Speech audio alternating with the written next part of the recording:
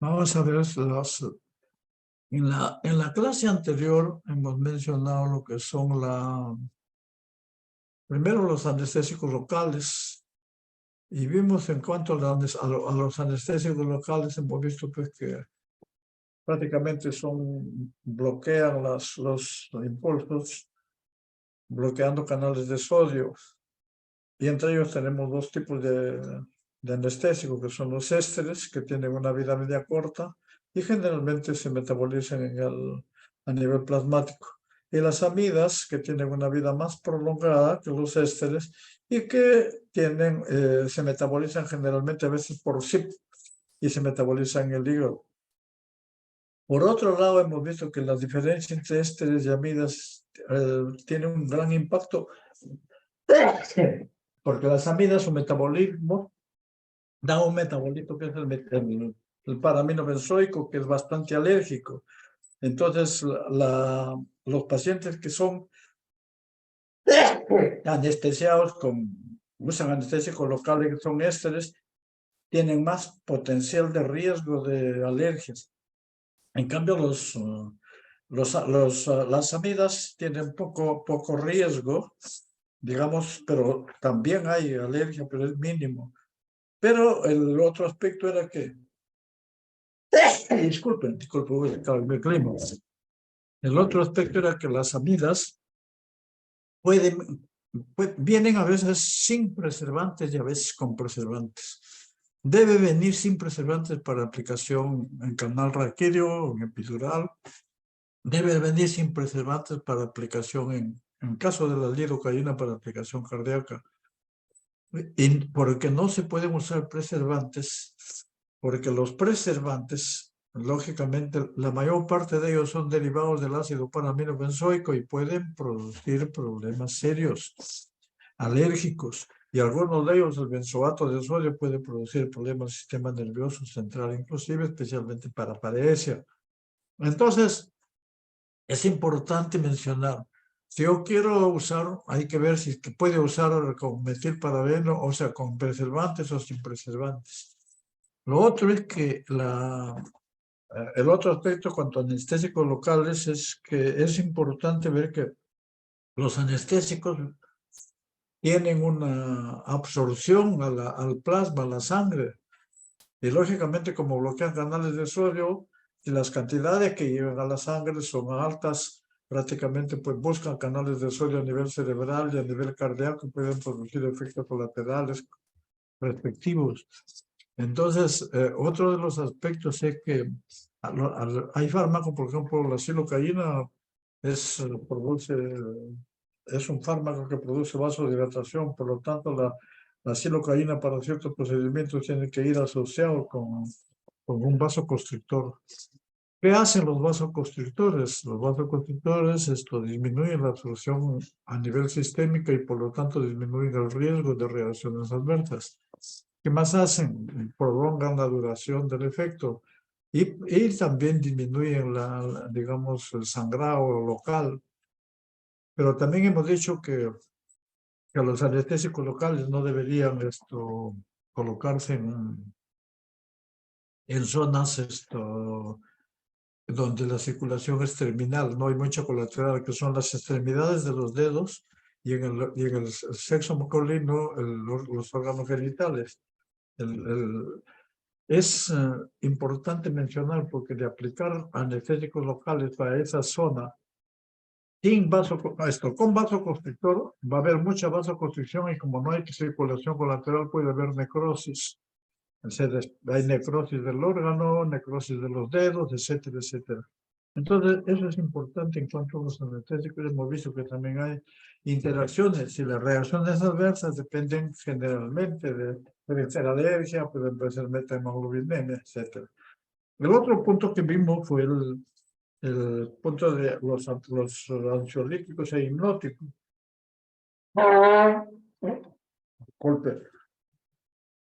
Y entre ellos hemos visto las benzodiazepinas y los barbitúricos especialmente, que son los que se utilizan en este concepto pero haciendo énfasis que los barbitúricos son fármacos de margen terapéutico estrecho y las benzodiazepinas son de margen terapéutico amplio.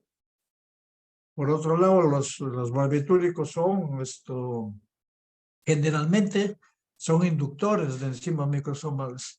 En cambio, los benzodiazepinas se prestan como sustrato que pueden ser inhibidos o pueden ser inducidos por el sistema microsomal enzimático. Esa es otra de las diferencias. Los efectos de las benzodiazepinas son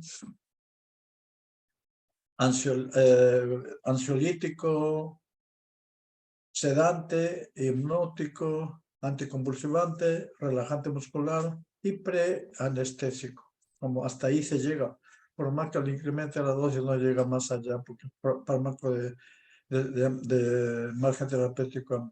En cambio, los barbitúricos generalmente se utilizan porque ellos actúan no solo en el receptor, sino actúan en el canal.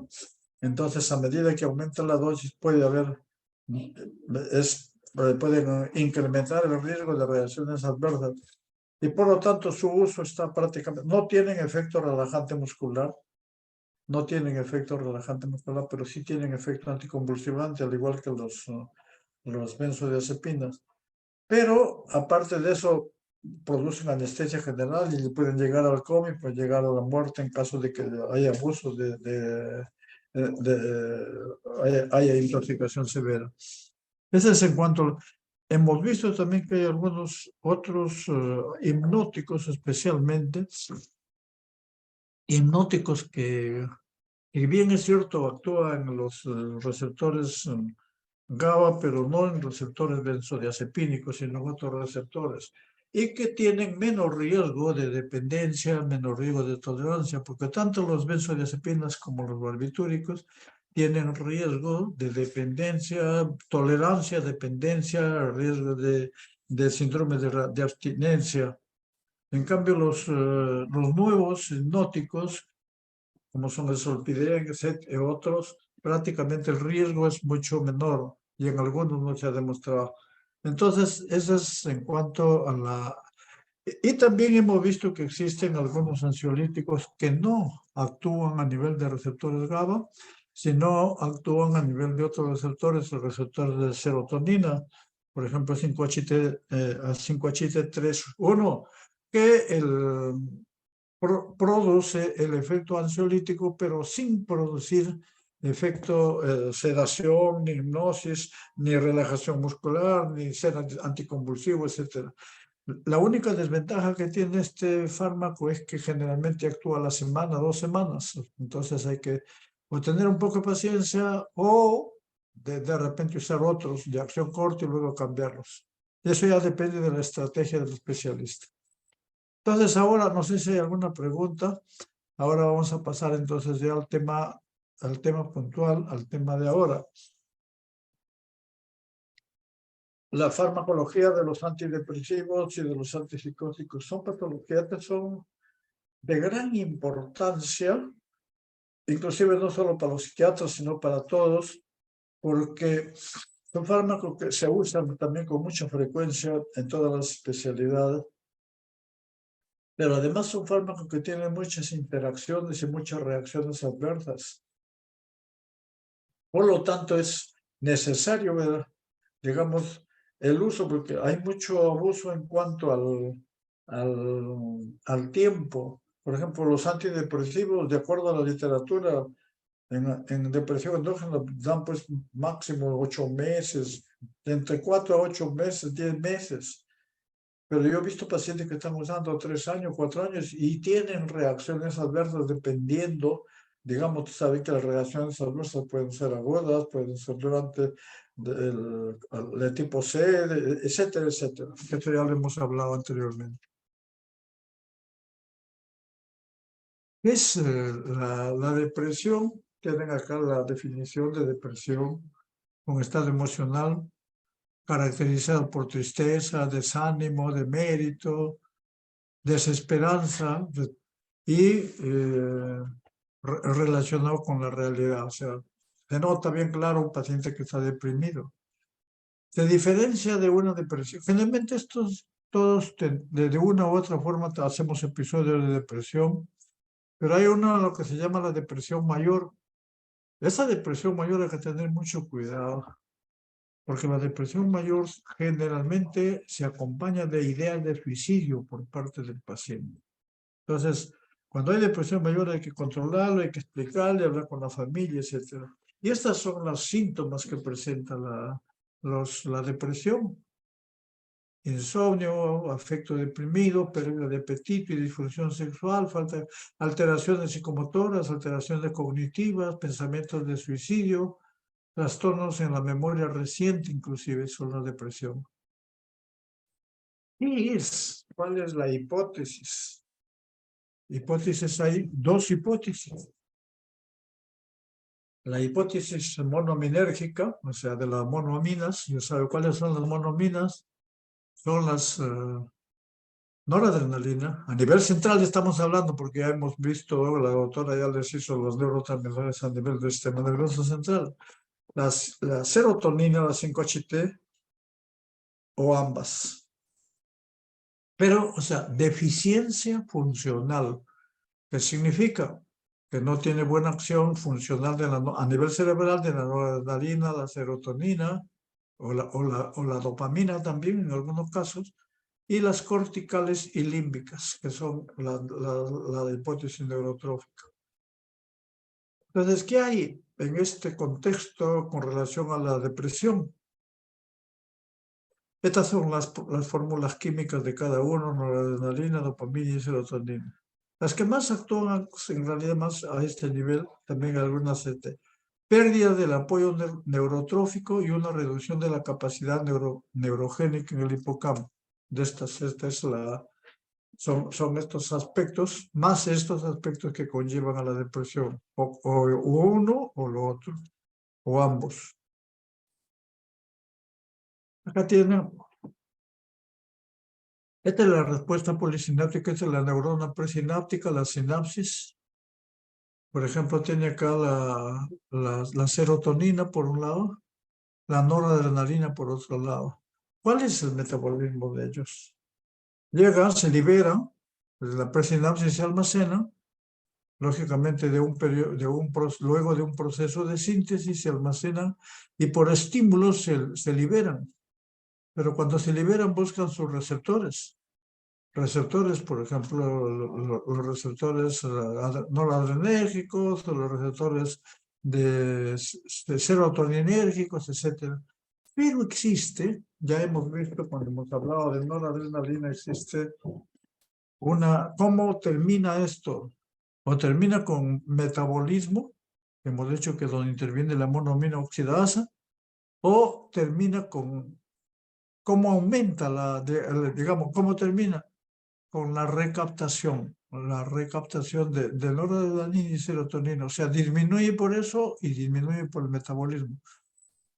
Pero si yo quiero producir incremento de estas sustancias a nivel de sinapsis, lo que tengo que hacer es un inhibidor de la recaptación de catecolaminas. Y en este contexto acá tenemos, por ejemplo, un ejemplo que han puesto acá. Bueno, dice el antidepresivo bloquea la recaptura del neurotransmisor. Se refiere a este fenómeno que hemos mencionado, es la recaptación. Acá han puesto dos medicamentos que son la venlafaxina y duloxetina. Generalmente la duloxetina es la que se utiliza como antidepresivo, que tienen acción antidepresiva, pero tienen acción no selectiva, sino es para ambos receptores. Sin embargo, tienen diferencia con otro grupo que vamos a ver luego. Pero aparte de eso lo mencionamos porque la duloxetina se puede utilizar como ya hemos mencionado anteriormente, digamos, como analgésico, digamos, para dolor neuropático. Se utiliza la duloxetina, aparte de la gabapentina, la pregabalina que hemos visto también la carbamazepina, etc. Y también hemos visto la amitriptilina. Bueno, entonces ahora sí vamos a ver, ahora, En cuanto al metabolismo, en cuanto al mecanismo de acción, les pido disculpas que acá hay un ruido medio extraño, pero eso no es de mi departamento, es de otros departamentos, así es que les pido un poquito de paciencia. ¿Ya? La transmisión normal, como viste, por ejemplo, en la vesícula sináptica están almacenados las aminas. Y lógicamente estas aminas son metabolizadas por la monoaminoxidasa. Cuando se metaboliza por la monoaminoxidasa, prácticamente las aminas disminuyen, la liberación es menor. Entonces esta es por lo tanto, los inhibidores de monoaminoxidasa son agonistas indirectos de las monoaminas. Al inhibir las monoaminoxidasas va a incrementar el efecto de las monoaminas, tanto serotonina como también dopamina, como noradrenalina.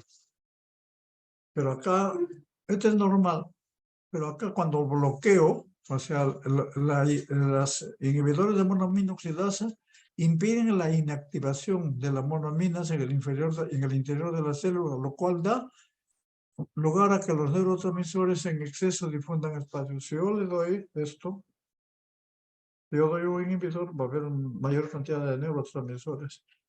De ahí su uso como antidepresivo, porque justo como antidepresivo hay depresión, hay disminución funcional de las monoaminas, noradrenalina, serotonina, dopamina. Ahora tenemos ya los grupos. Los antidepresivos tricíclicos es uno de los grupos antidepresivos que es uno de los primeros que aparecieron y que se sigue usando, pero que tienen algunos efectos laterales. Tienen los antidepresivos tricíclicos, cuyos nombres están acá, estos son los que más se utilizan. Estos antidepresivos tricíclicos no solamente actúan inhibiendo la recaptación de noradrenalina y serotonina, los dos, o sea, son inespecíficos para ambos. Aparte de eso, tienen efecto anticolinérgico. Aparte de eso, tienen efecto antiadrenérgico. Entonces, si tienen efecto anticolinérgico, van a tener efectos. Los antidepresivos tricíclicos pueden acompañarse de efectos anticolinérgicos.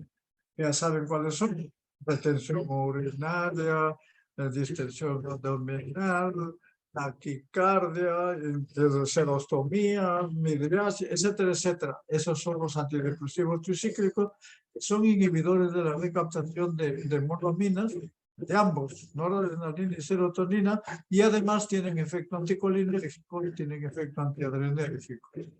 Luego vienen acá ya los inhibidores selectivos de la recaptación de 5-hidroxitritamina. Ya no inhibe la recaptación de noradrenalina, solamente serotonina. Y entre ellos tenemos esto: clozapina, sertralina, citalopram, todos ellos. Y no tienen ningún efecto anticolinérgico, ni tienen ningún efecto antiadrenérgico. En tercer lugar, sí, tenemos los inhibidores de monoaminoxidasa, que ya hemos mencionado, la fenelcina, selegelina, la isocarboxacina, que son las que más se usa, la fenelcina y selegelina, que estos, digamos, al inhibir a la monoaminoxidasa van a incrementarlos, entonces van a tener efectos dependientes, digamos, aumenta la noradrenalina, aumenta la serotonina, y lógicamente van a tener mayor efecto en ambos. Y también en algunos casos pueden producir, pero menos, efectos anticolinérgicos y antiadrenérgicos.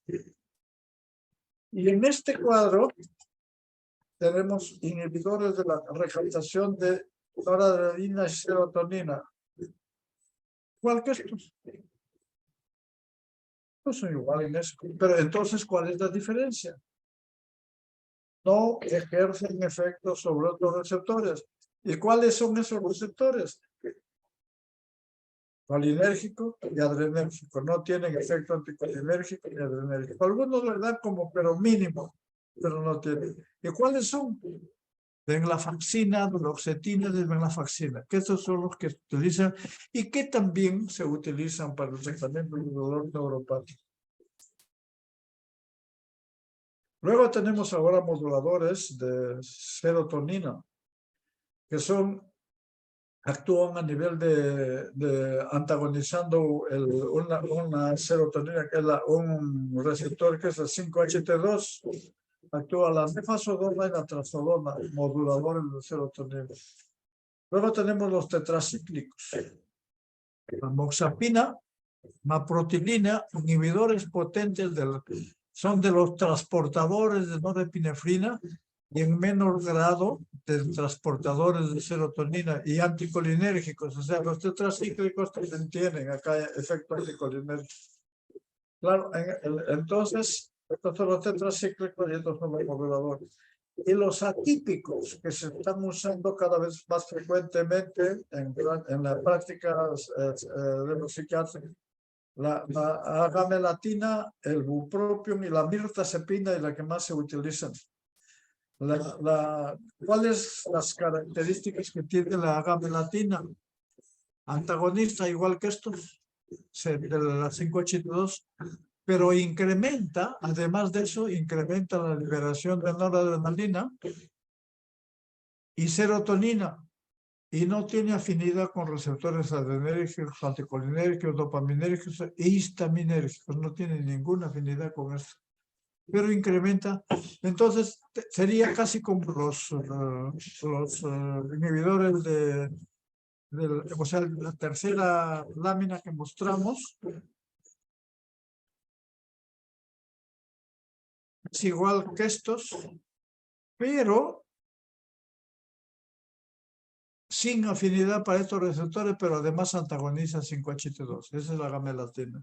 El bupropion monocíclico inhibición moderada de recaptación de noradrenalina y dopamina, no serotonina, sino dopamina.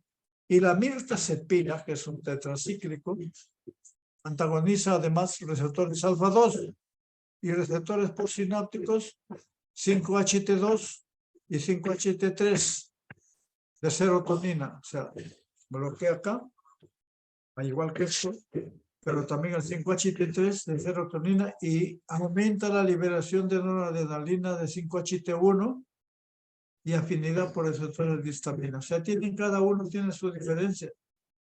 Y van a ver, y esto tiene su aplicación clínica, porque de acuerdo a estos mecanismos de acción y de acuerdo al paciente, uno puede ver, por ejemplo, este libera, a veces incrementa el apetito, aumenta el peso. Entonces, yo recuerdo mucho que una paciente, el psiquiatra, una paciente que tenía anorexia nervosa y tenía por depresión endógena severa, le indicó mirtazepina y los resultados eran bastante buenos. Entonces tenemos acá los inhibidores de recaptación de noradrenalina, 5 y 12, algunos de dopamina. Inhiben también otros receptores, colinérgico, muscarino, histamina y adrenérgico. Algunos inhiben también los de receptores dopaminérgicos y otros canales de sodio. Esta es la farmacocinética de los antidepresivos. Y pueden ver acá la biodisponibilidad, la vida media plasmática, volumen de distribución, la unión proteica es alta casi en todos. Algunos son bajas, la mayor parte son uniones. Esto parece que la duración es mayor y cuando hay falta de albúmina o cuando hay pacientes o interacciones con otros fármacos que son de margen que tienen una unión proteica, puede haber desplazamiento del uno del otro y puede incrementar la fracción libre. En este grupo tenemos los inhibidores selectivos de serotonina, que hemos dicho, estos son estos. Los inhibidores selectivos, los no selectivos de serotonina y de neuroadrenalina. Que estos prácticamente que diferencia de los tricíclicos, porque los tricíclicos sí comprometen Aceticolina, compromete los receptores muscarínicos, compromete los receptores adrenérgicos y los receptores histaminérgicos. Los antagonistas de 5-HT2, nafazodona, trazodona, tetracíclicos, amoxapina, propio, maprotilina, mirtazapina, que hemos mencionado también. Y por último, los inhibidores de monoaminoxidasa, que son la fenelcina y la selegilina. Y estas son las características de cada uno de ellos. En cuanto a los receptores, en cuanto a los atípicos, podemos ver acá algunas características de la agomelatina, el bupropión y la mirtazapina. La biodisponibilidad, 50% mirtazapina no afectado por alimentos. No hay dato de incremento moderado con los alimentos. Menos del 5% de variación amplia, alimentos no afecta tampoco la agomelatina. El metabolismo, mire, todos se metabolizan por CYP, todos. De ahí las interacciones. El bupropio, la mirtazapina inclusive tiene más CYP de compromiso. El CYP 1A2, el 2D6, el 3A4, que son CYP por los cuales se metabolizan muchos o lo utilizan muchos fármacos a estos CYP. Entonces podrían haber interacciones con esto. Metabolitos activos no tiene, acá estos sí tienen metabolitos activos. Y eso incrementa la vida media inclusive. La vida media, mire, 20 a 40 con metabolitos activos. Efectos en el metabolismo, ya sabe acá ninguno. El bupropión es un inhibidor. Y el mirtazapina al parecer no hay mucho. La eliminación de la agomelatina hepático, evitar insuficiencia hepática, el bupropión renal, ajuste de dosis cuando hay disfunción hepática o disfunción renal. La mirtazapina es hepática también renal y ajuste de dosis sin insuficiencia hepática. Hay que tener bastante cuidado en esto, porque esto es justo, nos sirve porque muchos pacientes tienen problemas o son pacientes de edad que ya tienen limitaciones en la depuración, en su depuración renal.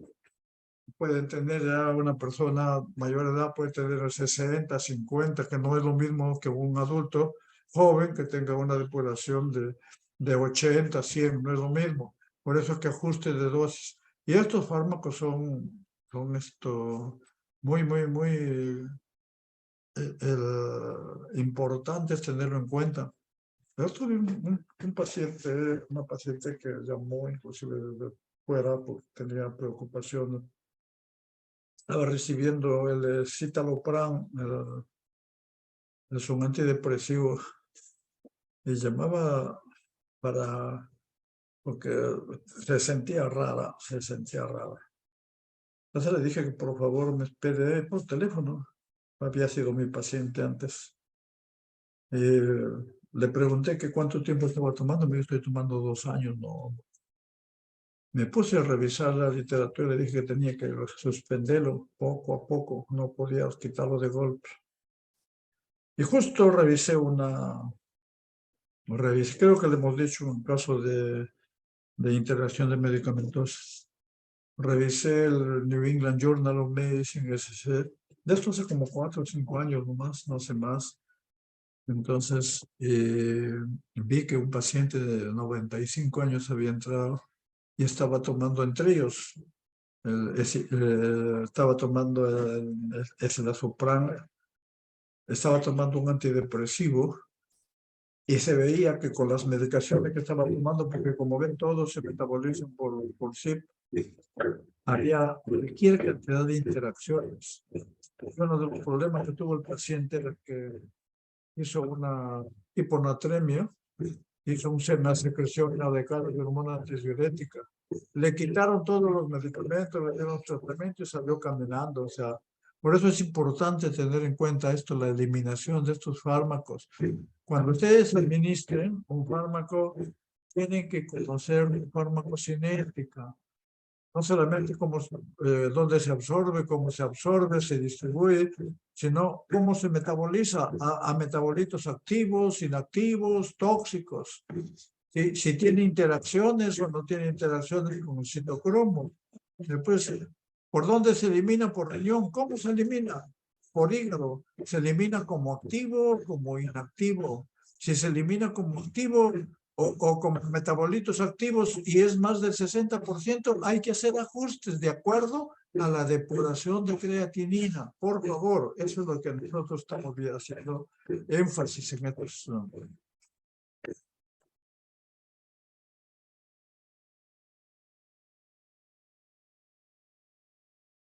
Acá tienen ya hemos trabajado esto, los antidepresivos, aquí en este caso los que tienen acción anticolinérgica, antiadrenérgica y antihistaminérgica son los tricíclicos. Amitriptilina. Oxepina también tiene menos, pero tiene. La imipramina, que solamente tiene efecto anticolinérgico, menos efecto adrenérgico.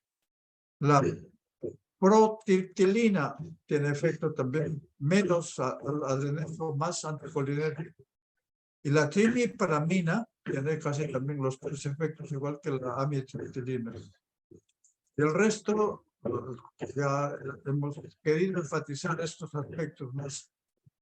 Lo otro es, por ejemplo, acá los que tienen acción más en el transportador de norepinefrina, es la dexipramina. Los que tienen más la clomipramina, más el transportador de serotonina. Entonces, ¿cuáles son las acciones farmacológicas? Acción psicotrópica, antidepresiva, mejora el estado de ánimo, humor, sueño, apetito, disminuye las ideas de culpa, incrementa el autoestima, que es importante. Eso es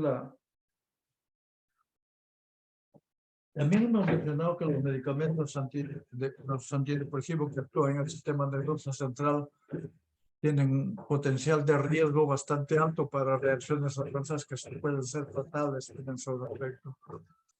En el sistema nervioso autónomo, los antidepresivos tricíclicos tienen efecto anticolinérgico, bloquean alfa y también histamina, son anti-H1.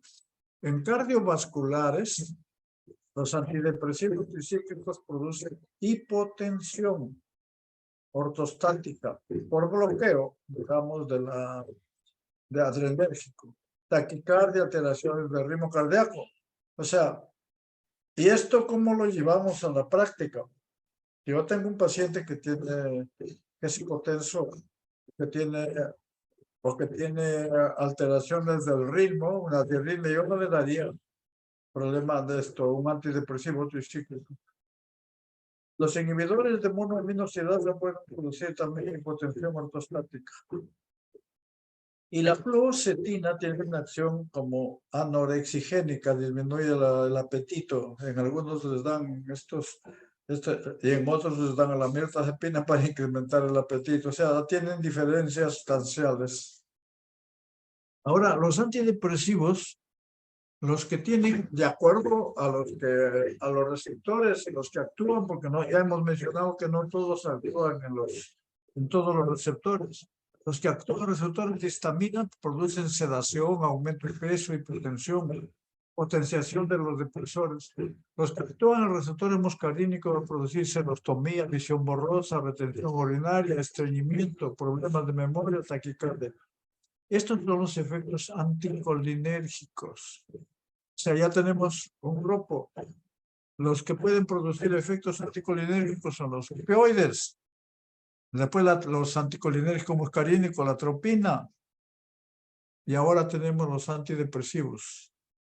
Y entre ellos tenemos, pues, ya hemos mencionado varios, que son los antidepresivos tricíclicos. Los receptores adrenérgicos alfa producen hipotensión postural, taquicardia refleja. O sea, los que actúan en receptores muscarínicos, los que actúan en receptores adrenérgicos alfa 2, bloqueo de los efectos antihipertensivos de la clonidina y metildopa. Lógicamente, si yo tengo un paciente que está tomando clonidina o metildopa por hipertensión arterial, Y si yo le doy un bloqueador H2, prácticamente le voy a descontrolar su presión arterial.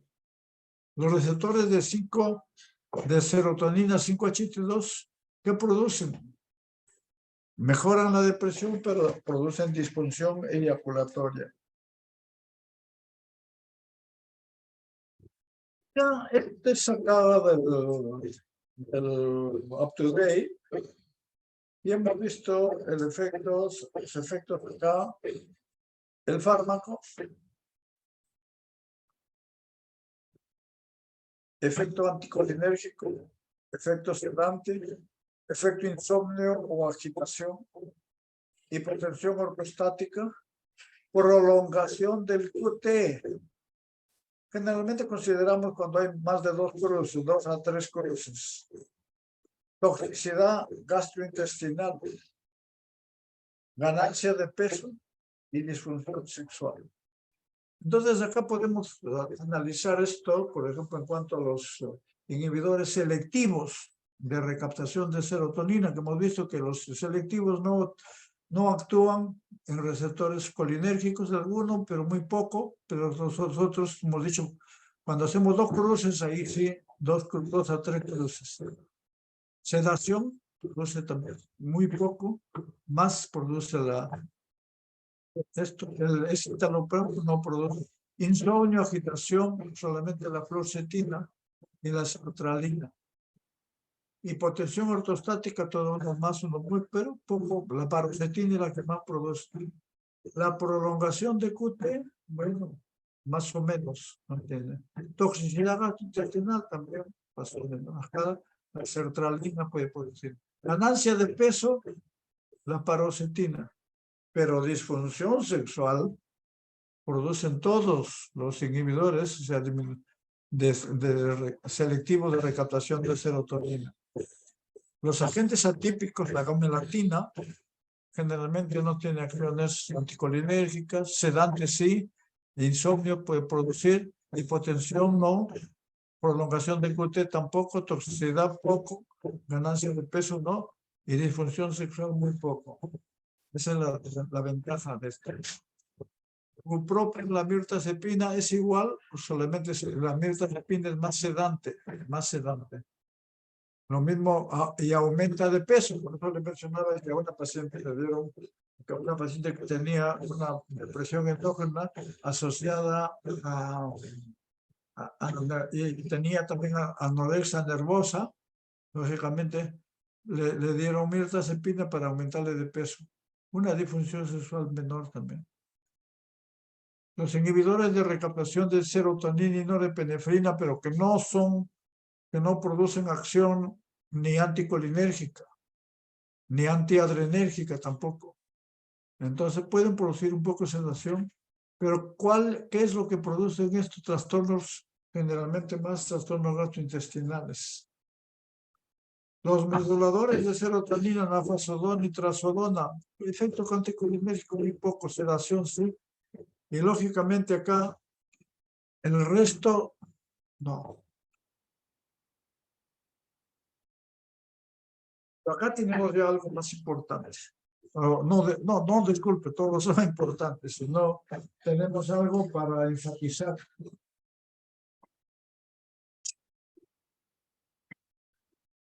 Anticolinérgicos, los antidepresivos tricíclicos, todos tienen efecto anticolinérgico, todos tienen efecto antiadrenérgico y todos tienen efecto prolongación del QT, o sea, prolongación del QT, efecto antiadrenérgico, efecto anticolinérgico, son sedantes, pueden producir insomnio, aumentan de peso también, y también hay disfunción sexual.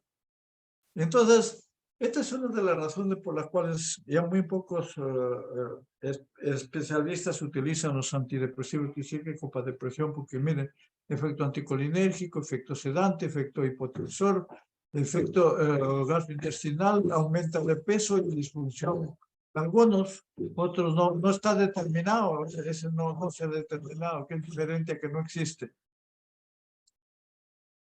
Esto es lo mismo Los inhibidores de monoaminoxidasa tienen poco efecto anticolinérgico, sedante, pero prolongación de QT tampoco tienen. Lo que tienen más es la disfunción sexual, que es la fenilcina. Esa es la que más tiene. Ahora, ¿cuáles son las contraindicaciones? Un minutito, por favor.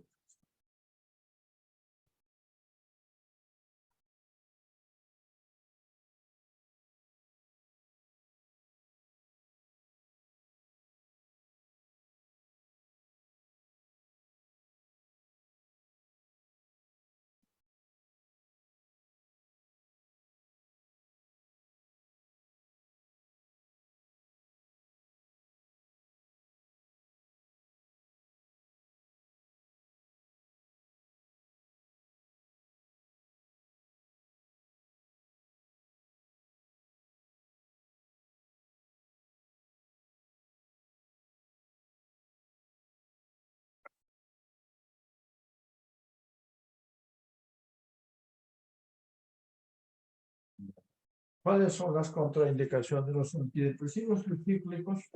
Por las manifestaciones que hemos visto, los efectos colaterales. Está contraindicado en cardiopatías, en arritmias, en glaucoma de ángulo agudo, lógicamente porque tiene efecto anticolinérgico, en hipertrofia prostática por efecto anticolinérgico, en epilepsia también, en hipertensión arterial leve no tratada, alcoholismo, diabetes y gestación. Los inhibidores de monoaminoxidasa es hipersensibilidad en niños, uso concomitante con inhibidores selectivos de recaptación. No se puede usar ductante la lactancia, uso geriátrico, insuficiencia renal, insuficiencia hepática no se puede dar en estos casos. Estos son contraindicaciones. Los selectivos en difusión hepática, difusión neurológica, en enfermedad de Parkinson, difusión renal, estos no se pueden usar con medicamentos. Vamos a ver el Parkinson, ¿por qué no? Posteriormente lo vamos a ver.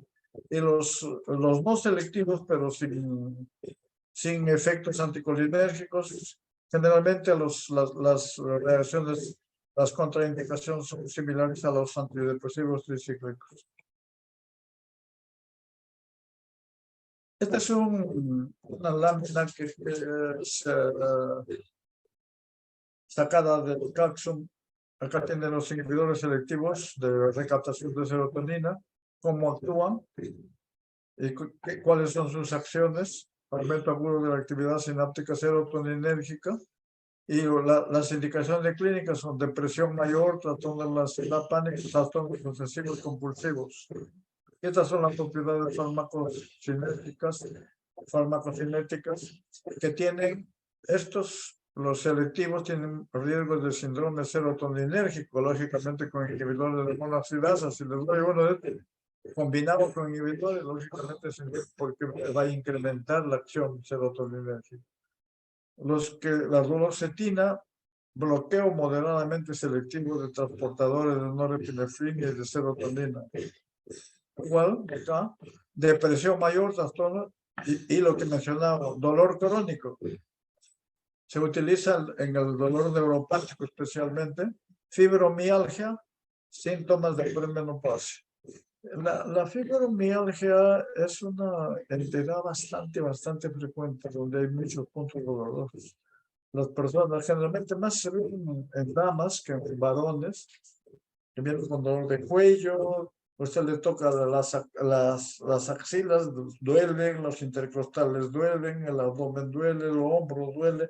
Hay varios, eso lo van a ver en clínica, varios puntos dolorosos. Y uno de los tratamientos es porque generalmente la fibromialgia lo asocian mucho con alteraciones depresivas. En ese contexto es que utilizan algunos la duloxetina, la venlafaxina. Los antidepresivos tricíclicos, por ejemplo, se bloquea un mixto variable de NET y SER, además de que bloquean digamos, bloqueadores colinérgicos, adrenérgicos. Esto también ya lo hemos visto y bloquean receptores de histamina. Depresión mayor, dolor crónico también, incontinencia, trastornos obsesivo-compulsivos, igual que los de la selectivos. Tiene una vida prolongada, efecto anticolinérgico, sedación, arritmia, aumento de peso, convulsiones, digamos. Los inhibidores de monoaminoxidasa bloquean la monoaminoxidasa 1 y le bloquean la aminoxidasa A y B también. Depresión mayor refractaria. Esto se utiliza cuando hay una depresión refractaria. Y estas son algunas propiedades farmacológicas. Puede producir hipertensión, crisis hipertensiva, síndrome serotoninérgico. Los antagonistas de 5-HT2, depresión mayor, sedación y hipnosis.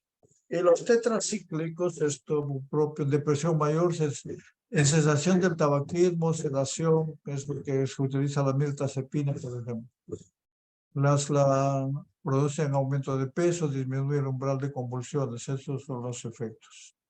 Ahora tenemos los efectos, los antipsicóticos.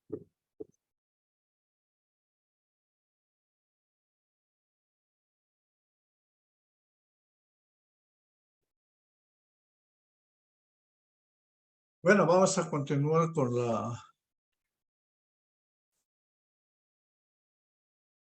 la clase. Vamos a ver.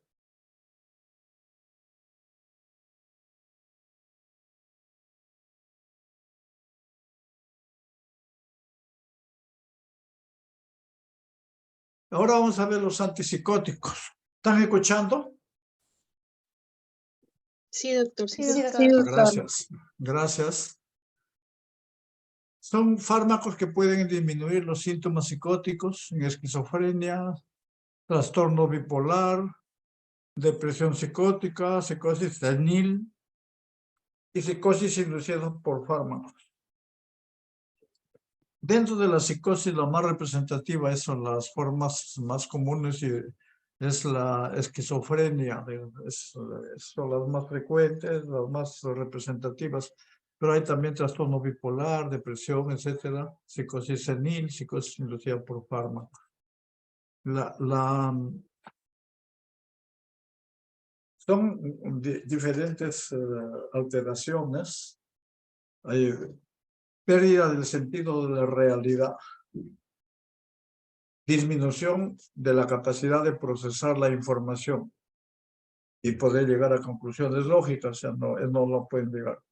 Deterioro del juicio y de la autocrítica, alucinaciones, delirios y otros desórdenes del comportamiento. ¿Cuál es la hipótesis de esto?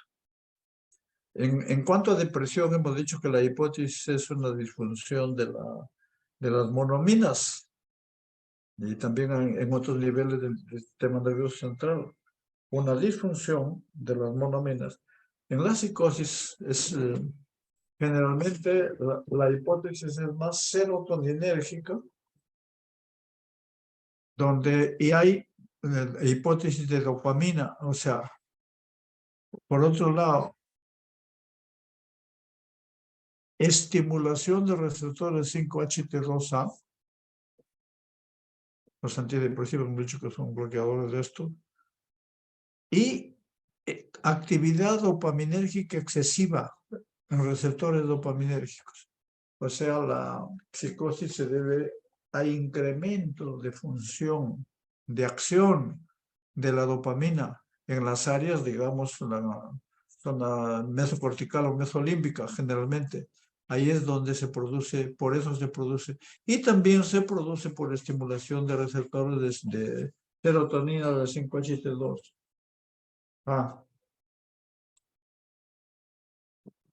Esto nos conlleva, al igual que cuando hemos hablado de antidepresivos, a ver que generalmente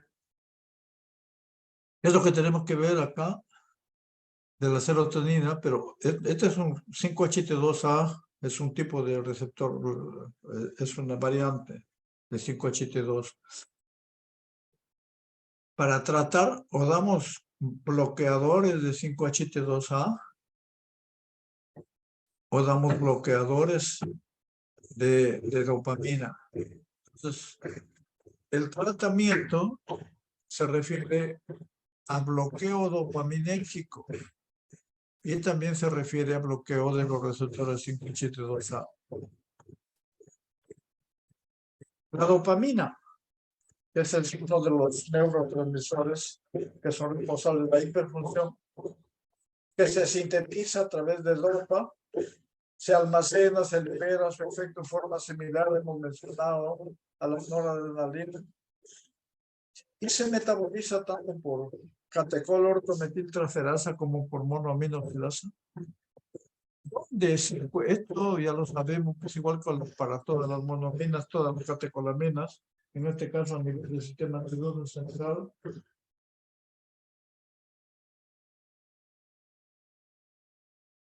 El 80% de la dopamina se encuentra en el núcleo estriado,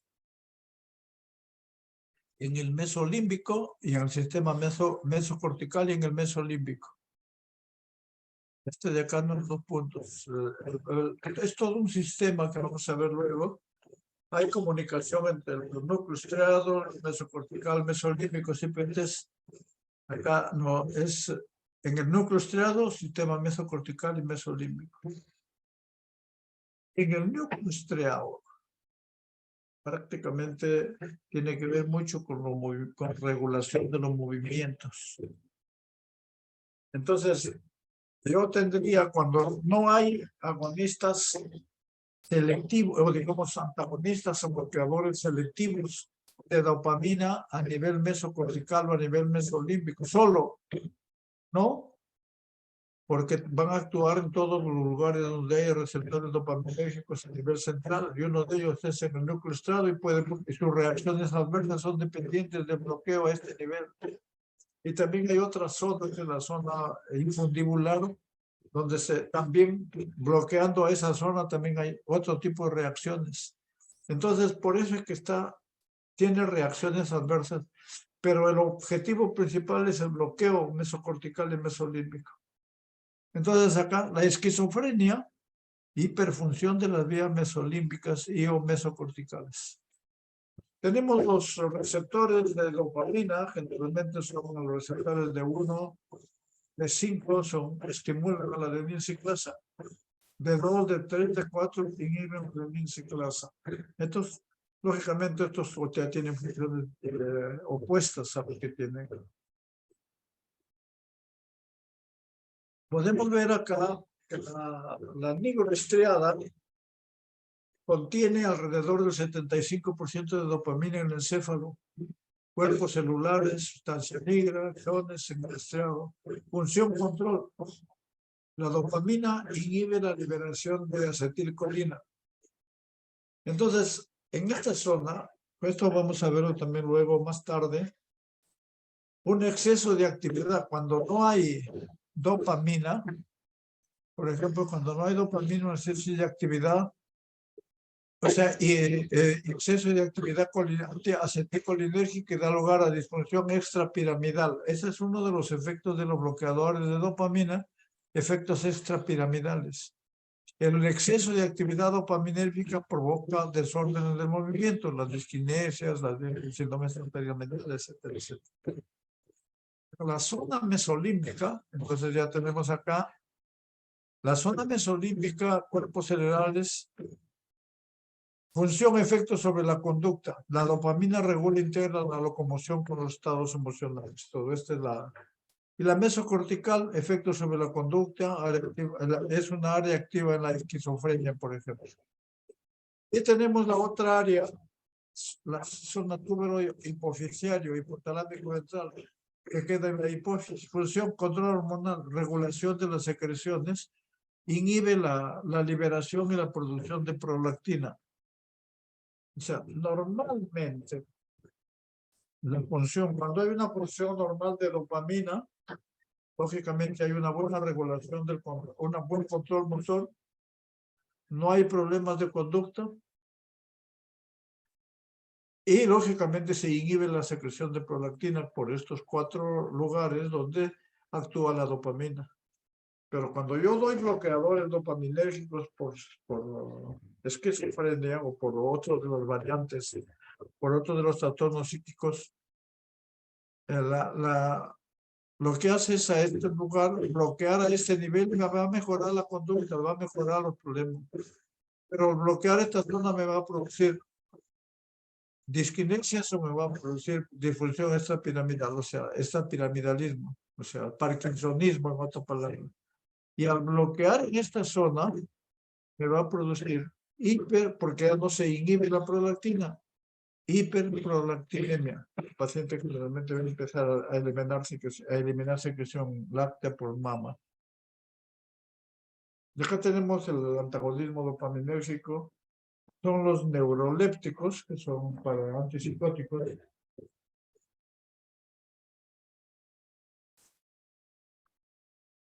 La dopamina, los neurolépticos bloquean a este nivel y no dejan que actuara la dopamina. Acá tenemos los receptores de 2 y la actividad relativa a los receptores de 1, que hemos dicho que son prácticamente, tienen efectos contrarios. Afinidad por los receptores de 2. La clozapina tiene poca, la que más tiene actividad por receptores de 2 es el haloperidol. Le sigue la clorpromazina y la clozapina, que es un atípico, mucho menos. Afinidad por la mayoría de los receptores neurolépticos por los receptores de 2 es proporcional a la potencia clínica. Esto tiene más afinidad por los de 2. La clozapina tiene más afinidad por los receptores de 1. Por D1 la clozapina y por D2 ya en el D2 más baja la clorpromazina y haloperidol. Entonces, haloperidol más afinidad por D2 y clozapina más afinidad por D1.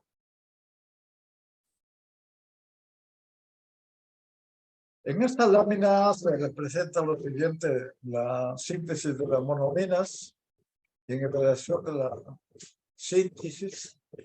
Y los antagonistas neurolépticos de 1 de 2 actúan bloqueando estos dos receptores y hay algunos que actúan, por ejemplo, solamente de 2, producen en el área, pueden producir estos bloqueando de 2.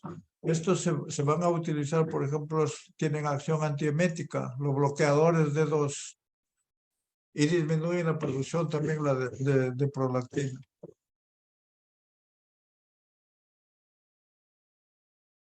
Los neurolépticos, hemos visto ya los opioides que tienen acción anticolinérgica, antiadrenérgica. Hemos visto los antidepresivos, especialmente los antidepresivos tricíclicos. Y ahora vemos los neurolépticos. Algunos neurolépticos tienen efecto anticolinérgico, bloqueado anticolinérgico. La clorpromazina tiene efecto, esto principalmente la noradrenérgico. Todos tienen efecto bloqueador dopaminérgico. Y la risperidona y la clozapina bloquean receptores de dopaminérgico. Estos son los neurolépticos anteriores. La risperidona y la clozapina ya son nuevos y actúan predominante más que en receptores dopaminérgicos, actúan más en receptores serotoninérgicos. La clorpromazina también tiene acción sobre histamina como antihistamínico, por eso lo utilizan clorpromazina, clozapina, dosapina.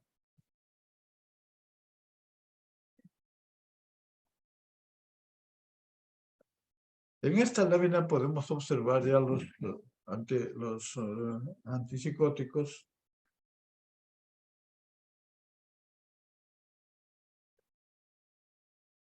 Los derivados de las fenotiacinas: clorpromazina, flufenacina, prometacina, tioridacina.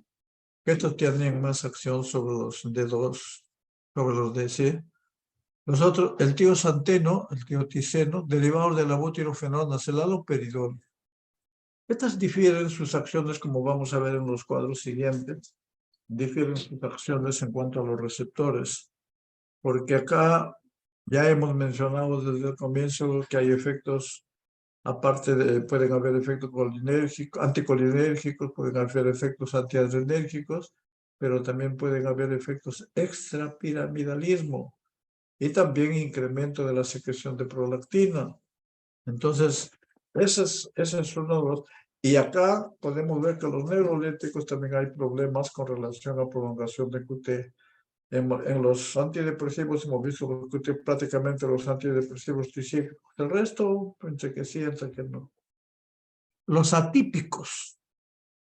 ¿En qué se diferencia? Estos te actúan en todos los receptores dopaminérgicos y actúan algunos tienen acción en otros receptores, como hemos visto en la lámina anterior. Los atípicos modifican más los receptores de 5-HT2A que la acción en los receptores D2. La acción en los receptores D2 prácticamente es con nuestros grupos, pero los atípicos más acción al nivel de serotoninérgica. La mayor parte es antagonista de 5-HT6, HT7.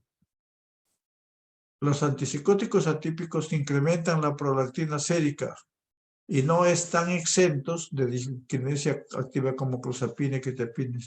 Entonces, no están exentos de los problemas de extrapiramidalismo, de movimientos o de alteraciones o sea, disfunción motora también, algunos movimientos, como luego vamos a ver la disquinesia tardiva. La disquinesia tardiva, o sea, lo que pasa es que cuando usted da un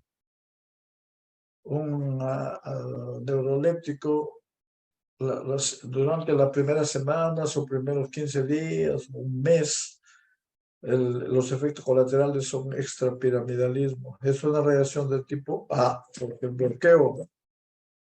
Luego, si continúa el uso, prácticamente ya cambia, ya no sería una reacción de tipo A, sino de tipo C, la disquinesia tardiva. Y produce movimientos, otros tipos de movimientos, pero ¿en qué se diferencia? En que los movimientos producidos por bloqueo de dopamina, o sea, en los primeros meses o los primeros días, prácticamente son reversibles. Pero cuando ya pasa a ser disquinesia tardiva, y la que produce más es la clozapina que quetiapina, generalmente estos son movimientos ya irreversibles, alteraciones irreversibles. Entonces tenemos acá cuáles son los atípicos. Clozapina, los derivados de las dibenzodiazepinas y los desoxazoles, la risperidona o la zapina, quetiapina, aripiprazol. Todos estos son los atípicos. Cuando los antipsicóticos se utilizan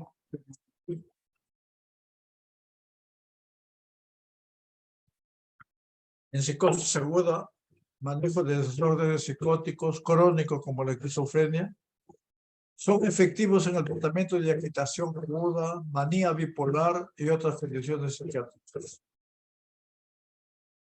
Los que hemos visto, los atípicos o de segunda generación, tienen bajo riesgo de efectos extrapiramidales. ¿Por qué? Porque su acción está más dirigida a bloqueo de 5-HT2A y tienen menos riesgo de efectos extrapiramidales y disquinesia tardiva.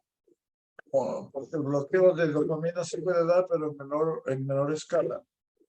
Comparado con los de la primera generación, los que no son atípicos. Eficacia clínica es comparable entre generaciones, no hay ningún problema, con excepción de la clozapina que tiene. Los antipsicóticos difieren uno de otro, dosis, administración, farmacocinética, perfil de efectos adversos y costo. Esta es cuando rige tiene que ver si que seguro para el paciente, no solamente para la dolencia, sino para ese paciente, es seguro, es eficaz, está demostrado. Hay perfiles de reacciones adversas tolerables y el costo también que es importante.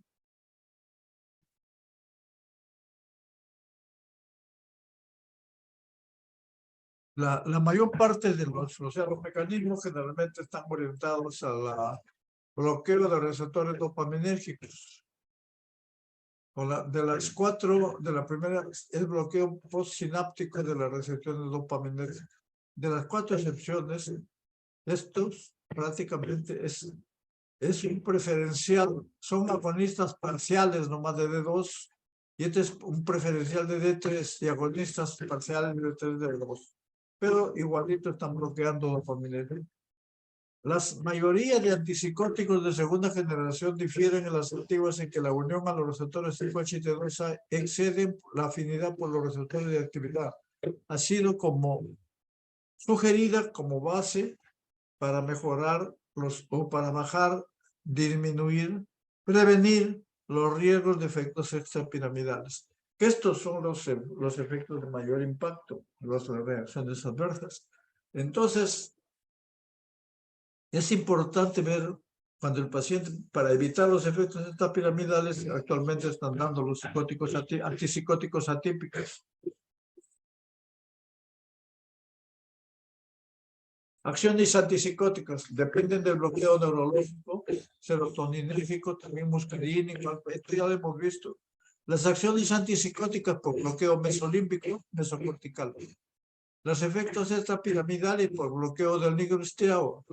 Efectos antieméticos. Este es un efecto terapéutico. Pero no todos, o sea, excepto la tiroidina por bloqueo de D2. Hemos mencionado, por ejemplo, que los opioides liberan dopamina a nivel de la zona receptora del vómito, zona accesoria, la zona gatillo. Prácticamente, entonces, el tratamiento es con bloqueadores dopaminérgicos a este nivel, como antiemético. Y hemos visto que el vómito produce todos los opioides, algunos más, otros menos.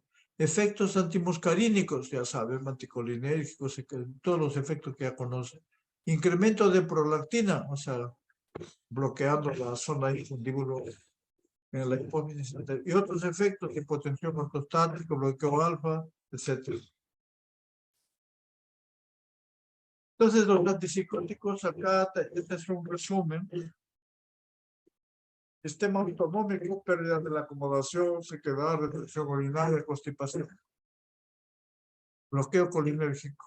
Hipotensión ortostática, hipotensión falla en la eyaculación, bloqueo adrenérgico. En el sistema nervioso central, Parkinson, acaticia, bloqueo receptor dopaminérgico en el nivel estriado. Disquinesia tardiva, supersensibilidad de los receptores dopaminérgicos. Generalmente es una reacción de tipo C que se produce más con el tiempo, mayor uso prolongado. Estado tóxico confusional, bloqueo muscarínico. Sistema endocrino, una galaxia, amenorrea, infertilidad, impotencia, bloqueo dopaminérgico que causa hiperprolactinemia. Y acá tenemos las reacciones adversas en general, digamos, haciendo énfasis en la dosis, las fenotiacinas alifáticas, derivados de la piperidina, las fenotiacinas derivados de la piperacina, las butirofenonas y otros fármacos. Estos son los antipsicóticos típicos, no los atípicos, son los de primera generación.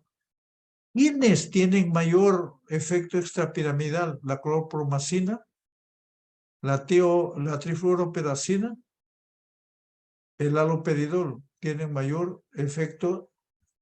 Tiofenacina, el haloperidol tiene mayor efecto extrapiramidal. La copromacina también. Y la loxapina también. Efectos autonómicos más bien tienen más las fenotiacinas, la piperacilina, y las butirofenonas tienen menos efectos autonómicos. O sea, ¿qué significa? Que la clorpromacina tiene mayor efectos extrapiramidales y también tiene mayor efectos autonómicos, o sea, autonómico se refiere a bloqueo adrenérgico y bloqueo colinérgico. En cambio, la butirofenona sí continúan con bloqueos extrapiramidal y lógicamente menos efectos autonómicos, menos retención urinaria, menos hipotensión ortostática. Pero acá podemos ver un aspecto, o sea, ¿qué pasa cuando usted usa? Generalmente los fármacos que se utilizan para tratar los vómitos, que es uno de los que lo vamos a ver ya cuando hablemos de sistema digestivo, generalmente son derivados de las fenotiacinas, derivados de las butirofenonas. Es la metoclopramida, que es una benzamida, similar donde está colocado el haloperidol. Entonces, ¿cuáles son las reacciones adversas de una persona que está tomando un bloqueador como antiemético? Hay que tener mucho cuidado. Efecto extrapiramidal.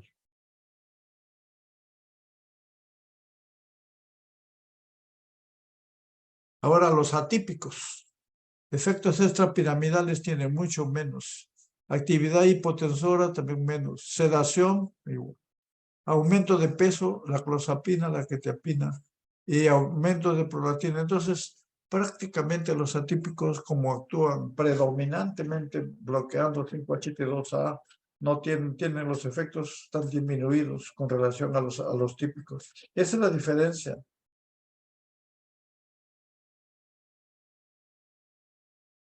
Los efectos adversos ya, acá vamos a ver algunos que son de gran importancia.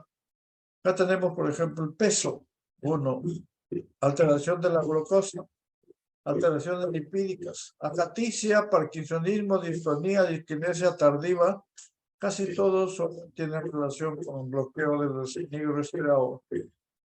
Aumento de prolactina, bloqueo del linfotíbulo, sedación, casi todos, efecto anticolinérgico, los de primera generación, más que todo hipotensión, y lo mismo prolongación que usted.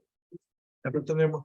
Entonces, la diferencia con el haloperidol, acá prácticamente es que el efecto anticolinérgico del haloperidol es mucho menor que la clorpromacina, pero los efectos extrapiramidales son casi iguales. La clozapina, que es un atípico, generalmente tienen Parkinson también puede producir, pero mucho menos que el resto, y efecto anticolinérgico también pueden producir. Luego tenemos acá los de primera generación, están acá todos.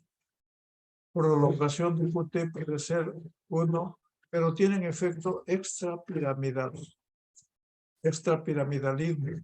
más de sedación, etcétera, de peso, y prolongación de QT variable. Los de la segunda generación, prácticamente su efecto de sobrepeso es mucho menor. Efecto en el extrapiramidalismo, o sea, bloqueo a nivel del negro estriado, es casi menor en todos, muy poco. Efecto anticolinérgico, también mucho menor. Efecto hipotensión ortostática también y prolongación de QT. Entonces, tienen una ventaja, los de segunda generación o los atípicos, tienen menos reacciones adversas, o sea, pueden producir las mismas reacciones, pero tienen menor escala, menos intensas, y digamos son más tolerables que en el caso de los de primera generación. Eso se da Hay algunos estudios que revelan que tanto los de primera como segunda, el efecto terapéutico es igual. Algunos dicen que no, que uno es mejor que otro, etcétera. Bueno, eso ya es cuestión de revisar la literatura en mayor profundidad. Pero sí tiene ventajas en cuanto, por lo menos con fundamento teórico, en cuanto a su acción en diferentes receptores. La clozapina, acá la quetiapina, risperidona, todos estos tienen aumenta de peso, alteración de lípidos, poca acción algunos y otros mayor acción sobre el núcleo estriado, poca acción. Lo que tiene la olanzapina tiene más prolongación de QT y lo mismo la cipresidona tiene más prolongación de QT. sea, acá lo que nos interesa en esto, los más saltantes, porque no, uno, aumento de peso, otro, los problemas de bloqueo del nigroestriado, 2. Otro, la sedación es igual a otro, efectos anticolinérgicos o autonómicos, y lo otro es prolongación de QT. ¿Cuáles son los que prolongan QT? ¿Cuáles son los que tienen efecto anticolinérgico? ¿Y cuáles son los que tienen o no tienen efecto de Parkinson? Pues sí, esta piramidalidad. Entonces, eso es importante ver en esto. ¿Por qué? Porque si usted tiene un paciente que tiene, por ejemplo, un paciente que tiene psicótico y tiene hipertrofia prostática benigna, yo no le puedo dar a alguien que tenga predominantemente un efecto anticolinérgico para tener problemas serios. O si es un problema, que un paciente que tiene cierto problema cardiovascular, yo no le daría un medicamento que le produce prolongación de QT. Lo mismo, si es un paciente que tiene tendencia o familiares con Parkinson, yo no le daría estos que tienen. Entonces, para esto sirve para seleccionar de acuerdo a lo que le llaman la individualización de la terapia en estos pacientes. Este es un cuadro ya de otra fuente bibliográfica que resume. Los que tienen mayor bloqueo muscarínico son la tiroxina, clorpromazina.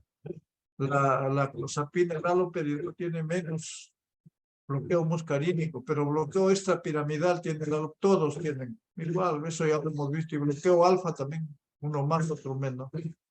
La clozapina no tiene bloqueo extrapiramidal, lo mismo la quetiapina.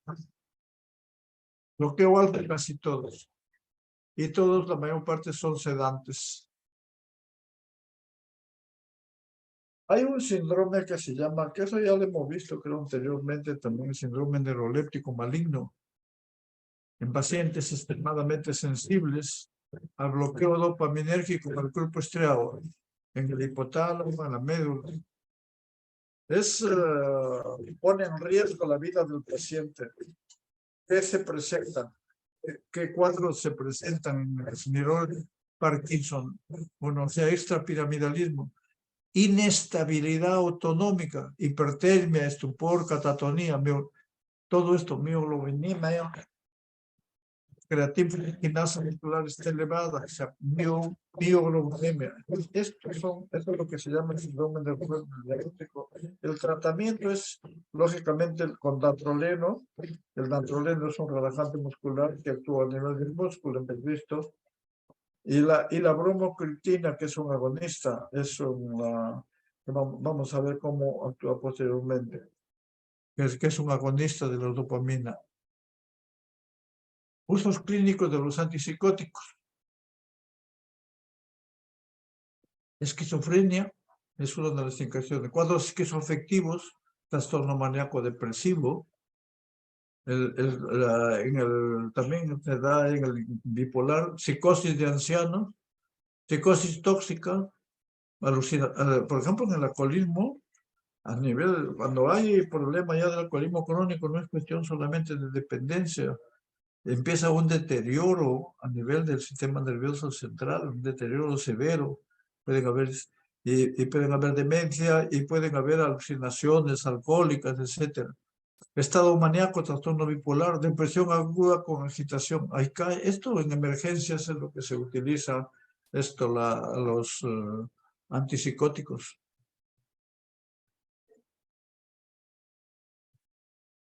Tenemos acá los de primera generación, fenotiazina, tiosantina. Este es un resumen del CAXUM, donde vemos mecanismo de acción acá. Mayor bloqueo de D2 que 5-HT2. Y acá, en los antipsicóticos atípicos, mayor bloqueo de 5-HT2A que D2. Y de eso derivan sus funciones. Sus efectos de la primera generación: bloqueo alfa, muscarínicos y histamínicos, depresión, disminución del umbral de convulsión, etc. Prolongación de QT, generalmente. Aplicaciones clínicas, esquizofrenia, trastorno bipolar, antiemético, hemos visto algunos, sedación preoperatoria, prurito. Esta es la farmacocinética y las reacciones adversas, ya sabemos, acaticia, distonía, parkinsonismo y hiperprolactinemia. Las butirofenonas, igual que la fenotiazina, su mecanismo de acción, pero efectos, algún bloqueo mínimo, alfa, pero mínimo bloqueo, mucho menor sedación, o sea, menos bloqueo alfa, y lógicamente, se usa en esquizofrenia, trastorno bipolar. Produce efecto extrapiramidal igual que la clorotiazida, pero tiene menos efecto en efectos anticolinérgicos, etcétera, que eso hemos visto en las láminas anteriores. Los antipsicóticos atípicos, que son estos, bloquean más los receptores 5-HT2A que bloqueo dopaminérgico. Tienen efecto, a veces bloqueo alfa, bloqueo muscarínico, bloqueo variable en histamina. También las indicaciones son las mismas.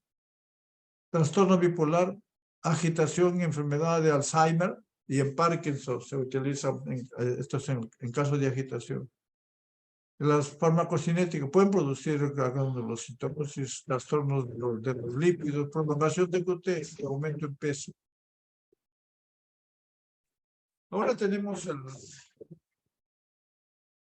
otro que está dentro del sílabo, pero el litio se está usando cada vez menos para trastorno bipolar en su fase maníaca. Es muy tóxico.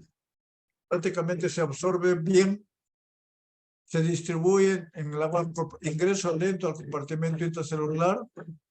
El volumen de distribución que aumenta, al comienzo es bajo y después se incrementa. No ocurre secuestros, no hay unión a proteínas, pasa nomás de frente, no se metaboliza y se elimina casi como completo por la orina. La depuración de litio es de casi 20% de la correspondiente de creatinina. La semivida es de 20 horas más o menos. Estas son las características del litio. Hay en caso de trastorno bipolar, lógicamente antes se usaba preferentemente el litio, pero actualmente el mecanismo es incierto. Hay algunas de las hipótesis que hay efectos sin acciones antagónicas significativas sobre los receptores del sistema nervioso autónomo, sin efectos sedantes. Esta es la idea. Trastorno afectivo bipolar, el uso profiláctico puede prevenir cambios de estado de ánimo entre manía y depresión. Estas son sus características farmacocinéticas y también algunos efectos. Puede producir temblor, hipotiroidismo, disfunción, arritmias, etc. Durante el embarazo no se puede dar en gestantes. Fármacos más recientes para el trastorno bipolar. Esto por sus efectos tóxicos no. Se usa la carbamazepina, la motrigina y ácido valproico. No se ha definido su acción en el trastorno bipolar. Esto es importante cuando ustedes hagan los talleres. Por ejemplo, hay fármacos, les dicen, yendo un poquito más adelante del desarrollo, por decir, están haciendo antimicóticos. Esto es entre paréntesis. Y ven, dice, o están haciendo antiparasitarios. Y ven, dice que como antiparasitario, para la leishmaniasis, se está utilizando la amphotericina B.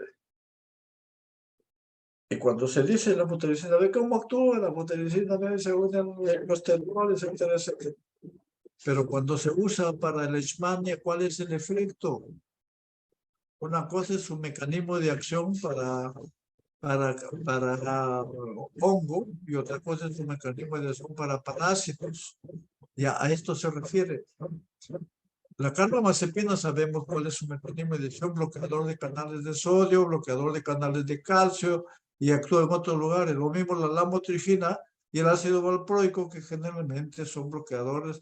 También el ácido valproico puede bloquear la carbamazepina es bloqueador de canal de sodio. El ácido valproico bloquea calcio, pues disculpe, la carbamazepina no bloquea canal de calcio, de sodio. Y la carbamazepina se utiliza también para dolor neuropático. la lamotrigina y el ácido valproico, pero estos son anticonvulsivantes. Pero acá, como para trastorno bipolar, no se ha definido el mecanismo de acción, a eso se refiere. Las reacciones adversas, esas son bastante preocupantes. Ataxia, náusea, mareo. El ácido valproico produce malestar gastrointestinal. Yo recuerdo mucho de una doctora que trabajaba con nosotros en otra universidad y tuvo una neuralgia del trigémino y le dieron carbamazepina en dosis altas. Venía, doctor, era desfigurada, venía a clase, le dije que saque permiso porque no podía caminar, estaba sedada, etcétera, las dosis muy altas. Tuvo que estar con reposo hasta que le pasó totalmente. Pero es importante, la radiación adversa carbamazepina es muy... La aplicación, el ácido valproico se está usando como primera opción en manía aguda. La carbamazepina y la motrigina se usan para manía aguda y para profilaxis en fase depresiva, pero en trastorno bipolar se está usando. Y estas son las reacciones, ya sabemos su farmacocinética. La farmacocinética cambia poco, pues no cambia bueno, con algunas patologías puede haber cierto cambio, pero no. Lo que cambia es el mecanismo de acción, depende del cuadro. Para tal patología su mecanismo de acción es de tal, en esta. Y para otra patología puede ser el mismo mecanismo de acción o puede ser otro. Generalmente es otro. Ahora tenemos vamos a... Unos 2 minutos, por favor.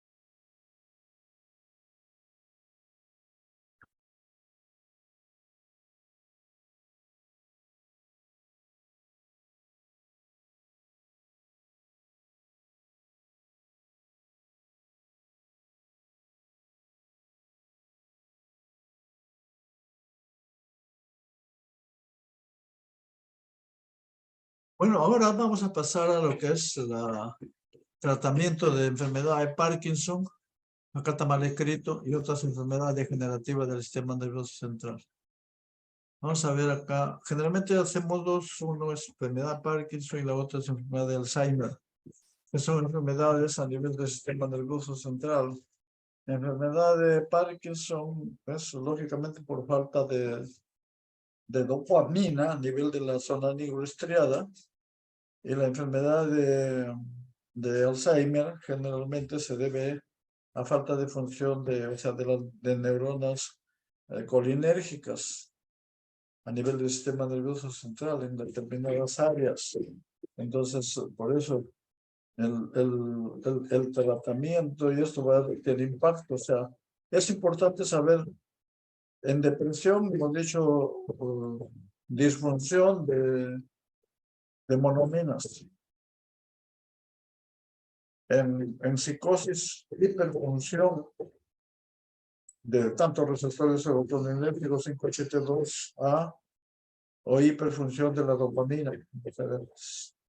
Y en enfermedad de Parkinson lo que hay es ausencia de otra forma. Disfunción, hablemos mejor de disfunción de dopamina a nivel del núcleo estriado y en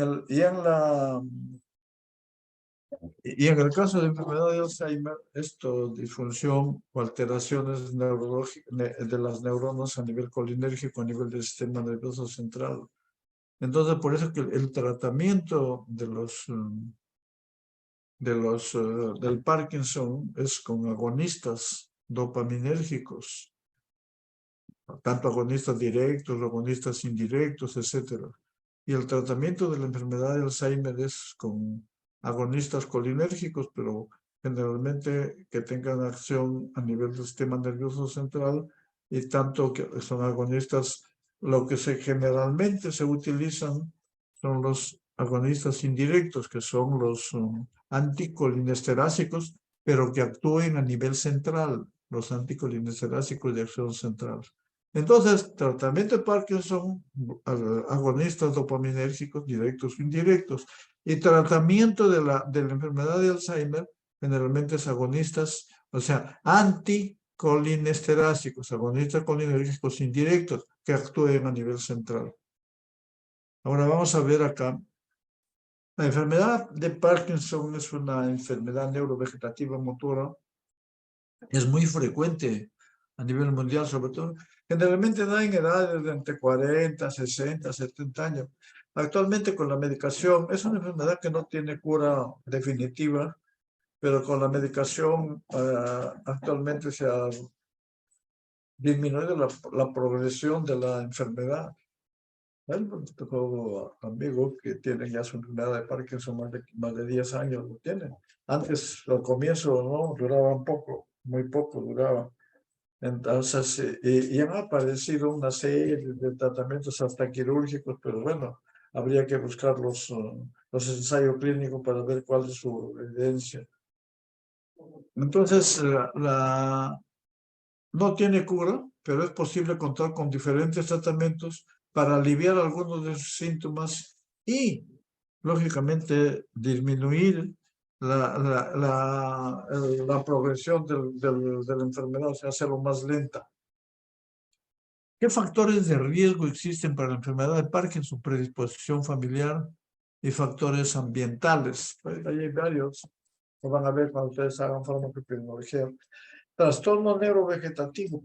O sea, ¿cuál es el boom del Parkinson? Destrucción progresiva y selectiva de neuronas dopaminérgicos en la vía nigroestriada. Eso es lo que hemos mencionado al comienzo. Destrucción progresiva y selectiva de las vías dopaminérgicas de la nigroestriada. Entonces, esto es importante porque la enfermedad es progresiva y, lógicamente, los síntomas recién aparecen cuando se ha agotado el 80% de la dopamina. Cuando se ha agotado el 10%, pues no aparece. Entonces aparece cuando ya hay un agotamiento bastante alto de la neurodopamina en las neuronas dopaminérgicas. Entonces, el tratamiento, generalmente hay algunos para el tratamiento, lo dividen personas menores de 60 años y personas mayores de 60 años. ¿Y por qué? Porque personas menores de 60 años es probable que tengan un agotamiento de las neuronas mucho menor que las personas mayores de 60. Y eso difiere para el tratamiento, que vamos a ver qué medicamentos hay. La enfermedad de Parkinson es una enfermedad neurovegetativa progresiva, porque se caracteriza por temblor en reposo, rigidez, bradicinesia, pérdida de reflejos posturales y a veces, muy rara vez, pero manifestaciones conductuales. Se debe a la degeneración de las neuronas productoras de dopamina en la parte compacta de la sustancia negra, que hemos visto en el neuroestriado, la que se cree que causa un desequilibrio. ¿Por qué? Porque en ese nivel la dopamina está, digamos, tiene conexión con la acetilcolina y esa tiene conexión con el glutamato. Entonces se cree que causa desequilibrio en la acción de dopamina y acetilcolina en las neuronas del cuerpo striado. Entonces, como hay disminución de dopamina, aumenta la acetilcolina. O sea, aumenta la acetilcolina en las neuronas del cuerpo striado. El efecto neto de la disminución de la actividad es la pérdida de la regulación inhibitoria de la liberación neuronal del GABA al final. Eso es. Hay trastornos de movimiento característicos que son asociados con la enfermedad de Parkinson. ¿Cuáles son el impacto y cómo es que se debe, cuál es el objetivo o qué es lo que el tratamiento, a qué va dirigido? A disminuir la actividad, los fármacos que disminuyen la actividad de dopamina, como los antipsicóticos, o sea, puede llevar a un síndrome similar al Parkinson. Ya vimos esto en el tema de antipsicóticos. Entonces, ¿pero a qué está tendiendo? A incrementar la actividad de la dopamina, a tener dopamina para evitar el desequilibrio con la acetilcolina. Entonces, esto es tenemos acá tenemos una conexión entre la corteza, los núcleos estriados y el GABA. Entonces, y el tálamo, núcleos estriados y la corteza. La corteza actúa a través de glutamato. Entonces, la sustancia negra, hay la sustancia compacta que tiene la dopamina, que tiene acción, la dopamina, hay acción inhibitoria y hay acción estimulatoria de la dopamina. Esto tiene que ver para el equilibrio con la acetilcolina, que actúa a los núcleos estriados nocotalámicos y tiene relación con el glutamato. Entonces aumenta el ácido glutámico, la sed glutaminérgica. Y lógicamente tiene relación con GABA, acción en el hipotálamo. Vamos a ver qué pasa cuando hay problemas. Esta es la sustancia negra. La dopamina, esto es lo normal. El cuerpo estriado, la dopamina, la acetilcolina y el GABA ya tienen una buena conexión, no hay problema. En el parkinsonismo, prácticamente la dopamina, no hay dopamina, entonces predomina la acción de la acetilcolina y el nivel de GABA. Entonces pasa. En el parkinsonismo hay una pérdida selectiva de las neuronas dopaminérgicas. A esto se refiere. Normalmente, arriba inhiben la acción, la emisión GABérgica desde el cuerpo estriado, en tanto que las neuronas colinérgicas ejercen un efecto excitador. Este es excitador y este inhiben la acción GABérgica. ¿Cuáles son las hipótesis sobre la enfermedad de Parkinson? Una injuria excitotóxica por exceso de actividad de glutamato, por los ingresos de calcio al interior de la neurona y activa procesos potencialmente letales. Esta es una injuria por exceso de glutamato. Y la otra es estrés oxidativo. Ustedes saben que la dopamina es oxidada por la monoaminoxidasa 2.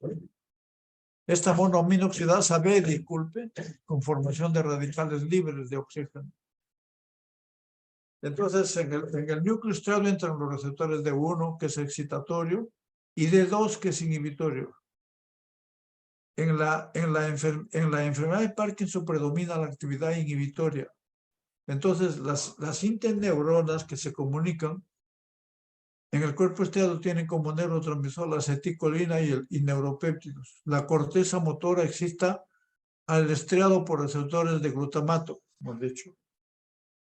Entonces, los síntomas motores de la enfermedad de Parkinson son causados por un desequilibrio entre el déficit de dopamina, el exceso de acetilcolina y excitación del sistema colinérgico, lógicamente, y sobreactivación de las vías glutaminérgicas. Acá tenemos la muerte celular disminuye la liberación de dopamina en el negro estriado. No hay liberación. La pérdida del efecto inhibidor de la dopamina incrementa la producción de acetilcolina. Lo pone en marcha la cadena de señales que conducen a un trastorno de la movilidad. Esta es lo que hay. Y esta es una tomografía por emisión de positrones. Esto es lo normal. Y esto es en caso de Parkinson, miren, no se ve prácticamente, no se dibujan las estructuras. O sea, por resonancias, en resonancias magnéticas, en tomografía, tomografías con ciertas sustancias y hacen el diagnóstico de enfermedad de Parkinson. Ahora, ¿cuál es el manejo de la enfermedad de Parkinson?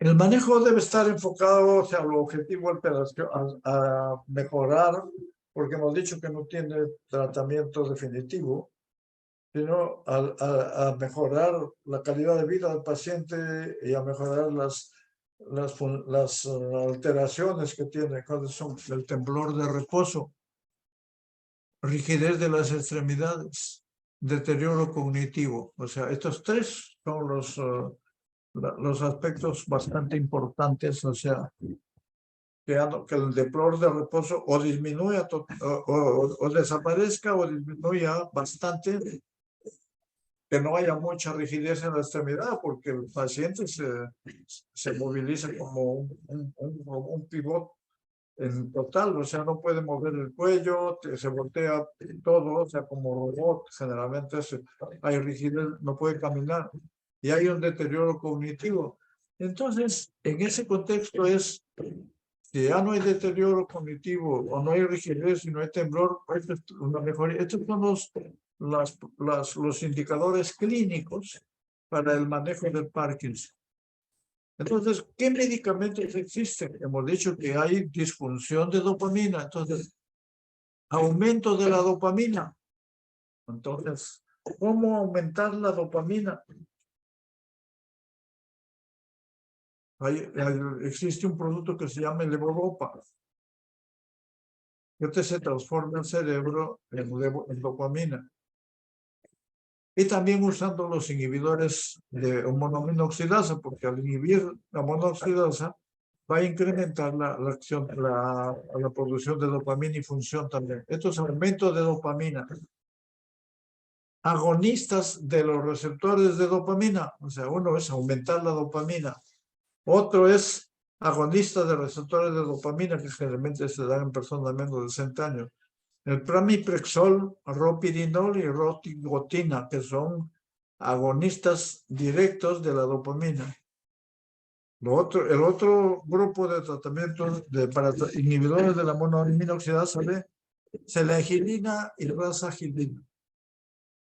También se da inhibidores de la catecol ortometiltracerasa, que hemos visto en los monoaminas, el tacapone y tolcapone. Y como inhibidores del sistema colinérgico central, o sea, porque como ven, es por incremento de la acción colinérgica a nivel del sistema de la sustancia negra. Inhibidores del sistema colinérgico central, benzotropina, piperideno, trifenilixidina. Estos fármacos generalmente usamos cuando un paciente viene de emergencia con extrapiramidalismo, cualquiera que sea su causa, después generalmente se usa el piperideno, la benzotropina o trifenilixidino, triexifenidilo. Eso es lo que usamos frecuentemente.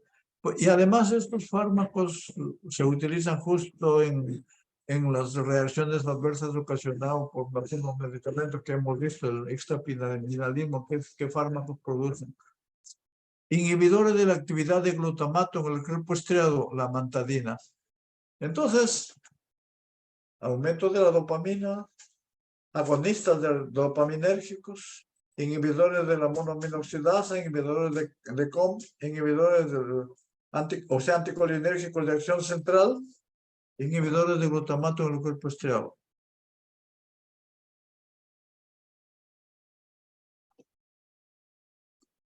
Y acá tenemos, mire, un cuadro, una lámina que nos orienta muy bien. O sea, nosotros damos acá la dopa, levodopa. La levodopa se transforma, este es a nivel periférico y este es a nivel del sistema nervioso central. Cuando nosotros administramos levodopa, lo que va a hacer es esto, prácticamente la levodopa atraviesa barrera hematocefálica para actuar a nivel central. Pero cuando producimos a nivel periférico, la levodopa se va a transportar en dopamina y va a tener sus efectos adversos. Y la levodopa también se va a transformar, se va a metabolizar a 3-OMD en la periferia. Entonces, levodopa no va a quedar, no, por la cantidad que va a llegar al cerebro va a ser mínima o nula. Entonces, por eso es que la levodopa se administra con carbidopa. Entonces, la carbidopa impide que la levodopa se transforme en dopamina y a nivel periférico. Luego, entonces, y en la catecolortometiltransferasa, esto se entacapone, talcapone, impide que se metabolice la levodopa 3-OMD. Entonces, incrementa la levodopa dando inhibidores de la catecolortometiltransferasa o dando carbidopa, incrementa y aumenta a nivel del sistema nervioso central. Y en el sistema nervioso central ya actúa, se transforma la L-dopa en dopamina. Y lógicamente, para evitar que la dopamina se metabolice, le da los inhibidores de monoaminoxidasa. Entonces, para incrementar la dopamina, que es la celigelina, la roja sagelina. Para incrementar la dopamina del L-dopa se utiliza la dopa descarboxilasa. El talcapone, que es un inhibidor de COM, inhibe también el metabolismo de la dopamina. Entonces, esto actúa en receptores de dopamina. Entonces, los agonistas de receptores, los que actúan, el pramipexol, ropidinol, y los que actúan también la bromocriptina y la pergolida, que esto no se usa mucho por reacciones adversas severas. Entonces, este es más o menos el mecanismo de acción de los antiparkinsonianos. Entonces, aquí tenemos los precursores de dopamina, digamos, se realiza por transporte activo, dentro y fuera de las levodopas, ya lo hemos visto, la carbidopa y la benseracida son inhibidores de la descarboxilasa en la periferia y no atraviesa barrera encefálica. La asociación de levodopa y carbidopa reduce la formación de dopamina, esto ya lo hemos visto. Usos. Se usa más para el tratamiento de la enfermedad de Parkinson, es referente para comparar con otras terapias. En mayores de 70 años se prefiere la levodopa y en menores de 60 años los agonistas dopaminérgicos con una mejor elección. Eso es lógicamente porque sus receptores todavía no están alterados. Acá no, acá lo que se necesita es la levodopa ya en personas. A veces hay combinación de uno con el otro medicamento. Esto es lo que ya hemos visto con la lámina anterior en cuanto al destino de la dopa a nivel periférico y a nivel central. Esto ya lo hemos visto. Los estimulantes del tono dopaminérgico se van a inhibir el temblor, la rigidez, temblor de reposo y la kinesia. Los bloqueantes muscarínicos también van a actuar al mismo nivel, pero lógicamente que no tienen la misma acción que los otros estimulantes. Se utilizan a veces asociados. Agonistas de receptores de dopamina, la bromocriptina. Generalmente, o sea, sus resultados no han sido buenos y se asociaron los dos últimos con valvulopatías. Por eso se ha suspendido la bromocriptina como agonista de receptores de dopamina. El pramipexol, ropidinol, son altamente selectivos de receptores de 1 y de 3. Son mejor tolerados. ¿Cuál es la ventaja de estos fármacos? Es que tienen efectos neuroprotectores al disminuir la producción endógena de dopamina y por lo tanto el estrés oxidativo. ¿Y por qué? Porque ya hemos visto, vamos a ver, porque si hay producción endógena de dopamina, y cómo se llama, se metaboliza y se va a dar lugar al metabolismo por la monoaminoxidasa de tipo B, y esa es la que tiene efecto tóxico. Vamos a ver. Los agonistas de dopamina pueden provocar hipotensión, raramente cuadros confusionales. Usos como terapia inicial en Parkinson, paciente menor de 60 años, con una relación de eficacia y seguridad aceptable y mejoría de síntomas motores. Y también actúan en menos ansiedad, menos depresión, etc. Los inhibidores de la monoaminoxidasa B catalizan la desaminación oxidativa de los neurotransmisores. Esto ya lo hemos visto desde el inicio. La monoaminoxidasa B se localiza en las células, también participa en metabolismo para formar una sustancia neurotóxica productora de Parkinson, es el metilfenilpiridium. Esta es la que se forma con la monoaminoxidasa B. La degradación de la dopamina forma radicales libres de oxígeno neurotóxicos. Algunos los relacionan con la patogenia de algunas formas de Parkinson. Entonces, entonces, por esto el tratamiento es inhibidor de la monoaminoxidasa B, que es la celigilina y la rosagilina. Y que también, al igual que los agonistas de receptores, son neuroprotectores por inducción de factores antiestrés. Se recomienda, cuando se da inhibidores de no consumir alimentos ricos en tiramina por el riesgo de crisis hipertensiva, que es componente de lo que es el síndrome serotoninérgico. Generalmente los inhibidores de monoaminoxidasa B se utilizan en enfermedad avanzada y se asocia con levodopa para controlar las fluctuaciones vectoras. Inhibidores de COM. Estos inhiben la degradación de levodopa, pero la talcapone se asocia con hepatotoxicidad. Por eso es que más se está utilizando el entacapone, porque la talcapone da mucha hepatotoxicidad. Los usos reducen las manifestaciones cuando se agrega el tratamiento tratado con la biodopa más carbidopa. Lógicamente, parece. Los anticolinérgicos que son centrales, anticolinérgicos centrales, trifenilacidilo, triexifenidilo y biperideno, triexifenidilo, biperideno y difenhidramina. Hay una modesta mejoría en los estadios iniciales de la enfermedad, pero es elección para el parkinsonismo inducido por medicamentos antipsicóticos, antidepresivos o procinéticos.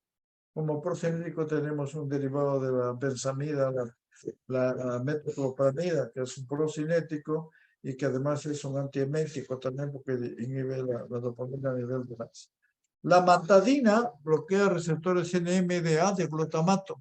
Entonces, su eficacia es inferior a la levodopa, pero se considera asociado en diferentes formas de parkinsonismo. Cuando no hay respuesta, los asocian inclusive. En algunos casos lo utilizan como terapia inicial. Puede producir vómitos, mareos y los trastornos a nivel del sistema nervioso central. Esto es una lámina que puede estar en el Capsule, donde el mecanismo de acción de cada uno de ellos que hemos mencionado, los efectos también que hemos mencionado y las aplicaciones clínicas. La farmacocinética de cada uno de ellos. Enfermedad de Alzheimer, la otra, es un desorden neurovegetativo de causas y patogénesis incierta, no se sabe. Afecta a adultos mayores de 65 años. Sin embargo, hay casos, digamos, descritos en la literatura de personas de 40 años, 45, pero son mínimos. La mayor parte por encima de 60, 65 años. Yo vi, me acuerdo de una publicación de una artista de fama en Estados Unidos que tuvo una Alzheimer a los 45 años, me parece. Las manifestaciones clínicas son empeoramiento de la memoria selectiva. Pero como hemos dicho antes de los 65 años es menos del 1%. El tratamiento, o sea, no hay cura, pero pueden mejorar síntomas. Por los medicamentos que que se están utilizando ya los pacientes duran más tiempo. Hay 3, 4 años y que manejan sus síntomas. No hay una mejoría total, pero mejoría parcial y que pueden mejorar la calidad de vida. La enfermedad es progresiva inevitablemente, pero con los medicamentos ha disminuido la progresión en algunos casos. Yo veo algunos pacientes que tienen esto, a veces me llaman por reacciones adversas, ya están como más de 6 años con su Alzheimer y siguen más o menos controlados. ¿Cuál es la patología? Acumulación de placas de amiloide, formación de ovillos, pérdida de las neuronas corticales. Existe pérdida de memoria, que es la causa más frecuente de demencia. Los déficits tienen lugar debido a la deficiencia colinérgica en la corteza y en el prosencéfalo. O sea, deficiencia de colinérgica, aunque el tratamiento disponible puede aliviar algunos síntomas, no existe cura o tratamiento que inhiba la progresión. Ahí existe la proteína amiloide. Hay una disminución de las funciones de las neuronas colinérgicas centrales, tanto en la corteza frontal como en el hipocampo, que son importantes para la memoria y la cognición. Y hay trastornos en la memoria y trastornos cognitivos también. Estrategias de tratamiento: aumentar los niveles de acetilcolina en el sistema nervioso central. Los más exitosos, ya con ensayos clínicos, han sido los anticolinesterásicos de acción central. ¿Y cuáles son los anticolinesterásicos de acción central? El donepezilo, la ribastigmina, galantamina y la galantamina. El mecanismo de acción del donepezilo y la ribastigmina inhiben progresivamente de la acetilcolinesterasa central activa. O sea, inhibición de la central, como hacen los fosforados, como hace la neostimina a nivel periférico.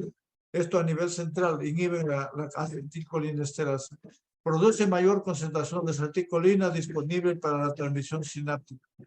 Efectos adversos: como son tienen acción en receptores nicotínicos o en acciones sobre todo muscarínicos a nivel periférico y a nivel central. Pérdida de peso, trastornos del sueño, puede haber bradicardia, hipotensión por mayor tono vagal, porque sabemos que los colinérgicos, los agonistas colinérgicos producen en M2 con sus receptores M2, producen esto bradicardia, producen disminución del gasto, etc.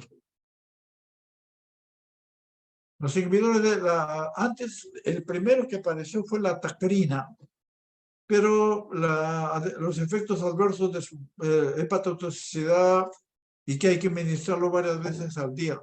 Entonces, los que más se utilizan en la actualidad son el donepezilo, que actúa, es un anticolinesterásico a nivel central y mejora los síntomas cognitivos, función global, conductual.